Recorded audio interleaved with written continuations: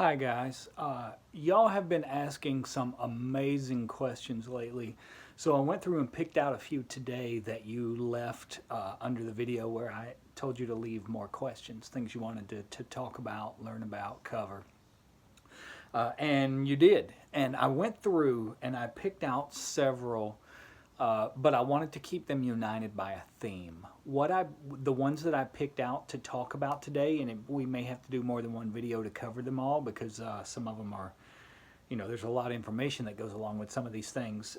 But I tried to pick out questions that all had something to do with energy work in one way or another, whether it was something to do with the lesser banishing or something to do with charging talismans or the analysis of the keyword, whatever it is. I tried to keep it centered around energy work in one way or another. And for me, honestly, energy work is by far the thing in magic that I am the most proficient at. When you're talking about magic, you have several different disciplines that all fall under the umbrella of magic, and different people will be better at some of these things than others. And it could be for a lot of different reasons, just like in life. Some people are better at athletics than others. Some people are better at math than others. Some people are just gifted in certain ways that other people are not gifted in, and the people who don't have those gifts usually are gifted in some other way. So in magic, for example, you have people that are really, really gifted in divination. And by divination, I mean it could cover any. You could use anything from the tarot to the I Ching to reading tea leaves, whatever it is. Some people are very, very accomplished at divination techniques. That is probably one of the aspects of magic that I have the least ability in. It is not my specialty at all. Even when I read tarot, I tend to read tarot based on what the traditional meaning of the cards are, combined with where they fall in the spread, because each position in the tarot spread has a meaning.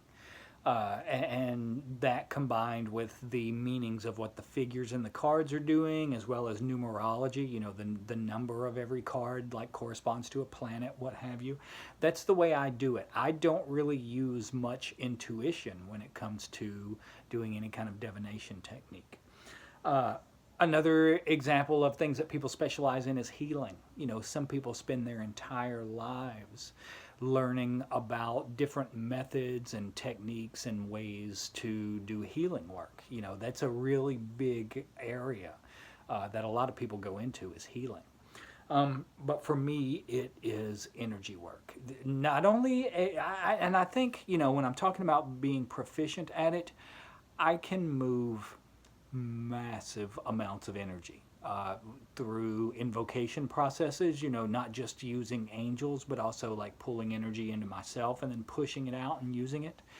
And I think a lot of that just had to do with the fact that I did it for so many hours a day when I was in prison. I practiced at it. And whatever you practice at, you're going to get better at. And I have put a lot of years focused on improving my ability to perceive, draw in, and project energy. So, and what I mean by that, going into it, one of the things that a lot of people get confused about, and several people left questions about this, wanting explanations for it, I said that if you do the lesser banishing ritual of the pentagram in an area, what you have done is cleansed all energy out of that area. And that's true. You basically, you have pretty much created like a nuclear blast of energy. It is one of the techniques, one of the most, if not the single most powerful technique for erasing etheric patterns that I have ever seen in my life.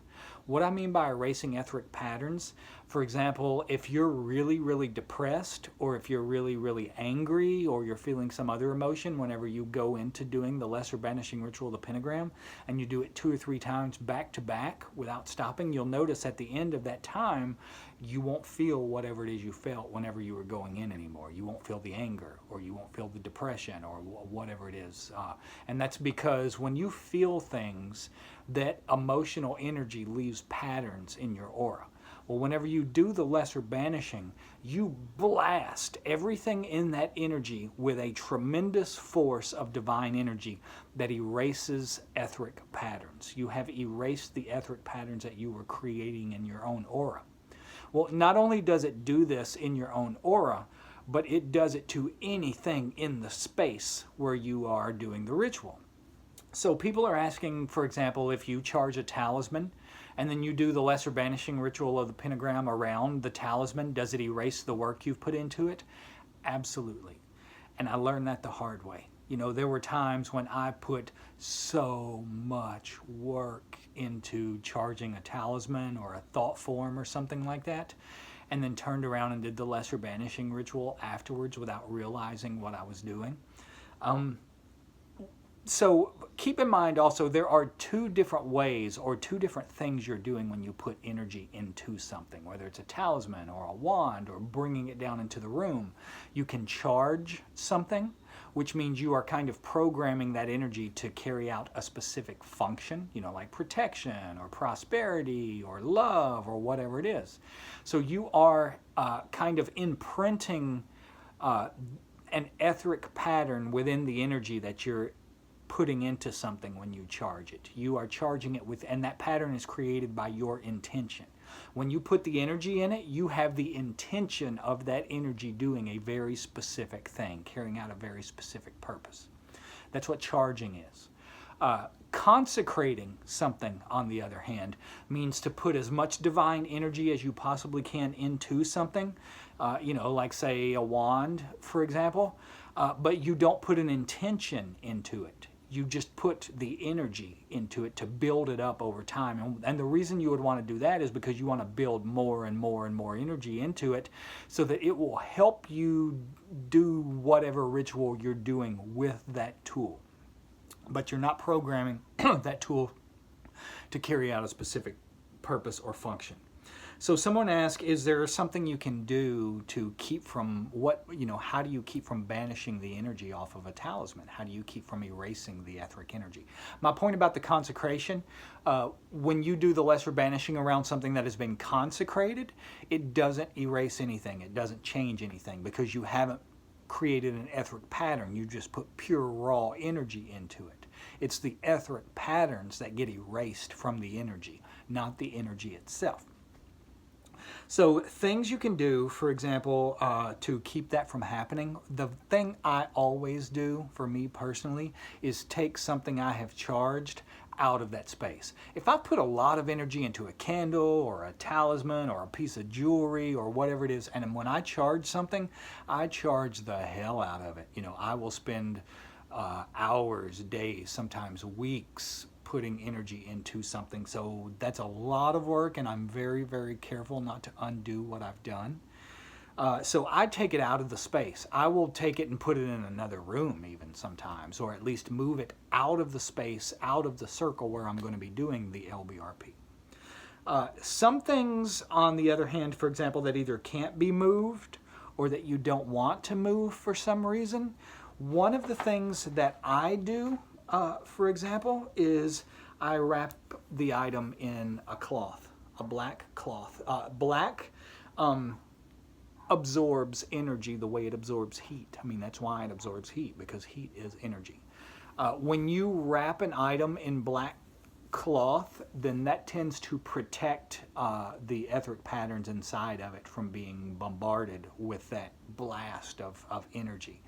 And here's the other thing. I don't even stop with just the cloth sometimes. If it's something that I've spent, you know, I have items that I have spent months, even years charging, putting energy into. And if I have done that much work on it, I'm going to be really, really careful. Not only will I wrap it in cloth, but then sometimes I may also put it in this box. Now even then, traditionally your altar in the middle of the space where you're doing your ritual work should be a black cube. That's the symbol for earth, a black cube. And earth is ultimately the plane where you are wanting everything that you're doing magically to manifest.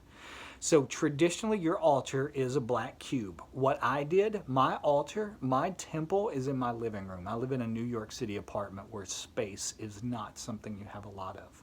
So I don't have a room that I can use just for a temple. I have to use my living room, and I do it every single day. So my altar serves a double purpose as a coffee table. What I did with my coffee table is I found like an ottoman type thing. It's like a perfect black square, and you can open it. It's got storage inside of it. You can open it and put the top down. So if I have something that, for whatever reason, I really can't take out of that space, not only will I wrap it in cloth, in a black cloth, and then put it in this box, I will also then put it inside my altar and close the altar. Your altar is the holy of holies. That's your tabernacle. That's where your sacred things go. So, for example, I keep a bottle of abramelin oil on my altar every day to accumulate the energy that I'm bringing down in the room. When I'm not using it, I put that inside my altar as well, inside the Holy of Holies, just to keep accumulating more and more and more power, more energy. We haven't even come close to answering all of these questions. Let me see. I'm going to try to answer one more really quick. Someone says, are the angels inside or outside the sphere? Like when you're doing the lesser banishing or the invoking, whichever you're doing, you know how you call the angels around you, above and below you? They are outside the sphere. But think of them as almost providing their energy. They are feeding their energy to the sphere. So you're inside the sphere, which has the pentagrams in all directions, surrounded by the sphere of energy, and you have another layer of angels outside of that sphere. Now you can, if you want to, bring their power inside the sphere. Like just envision them sending light. Like envision Michael sending red light into the circle. Envision Uriel sending green light. Envision Raphael sending yellow light. Envision Gabriel sending blue light. Envision Metatron sending white light. Envision Sandalphon sending brown light. And all of those colors of light merge inside your sphere. And they all become white because white contains all other colors. So you envision them combining as white, and then that's what you put into your talisman. So for example, if I've done the lesser invoking ritual of the pentagram, I've invoked all of these angels around me, above and below me. I've saw their energy come into my space. What I will do then is spend a couple of minutes with my eyes closed and see all of that. And as I inhale, I see it all glow as bright as I can possibly make it glow. I hold the visualization, and then as I exhale, I see everything. Angels, stars, the sphere that you're in, everything that you have created, all of it collapses into the talisman. And the talisman is left glowing brilliantly, blindingly bright white. So everything goes into what you're doing. The angels, the pentagrams, the circle around the room, all of the energy that you have brought in is put in there. That's why I always say that if you've done your work correctly, there's almost no reason to banish after you've done it, because whatever energy you brought into that area, there's going to be nothing left around you. It's all going to be gone into the working that you've done. We have a lot more questions about energy work, and we're going to get to those. But I'm going to stop here for now. I hope you guys are having a good day. Thank you so much for being with me. I cannot tell you how much I appreciate your love, your support, your thoughts, your energy. And let's do another live stream soon and start our meditations, start doing more energy work together. Okay, guys, have a good day, and I'll talk to you soon. Bye-bye.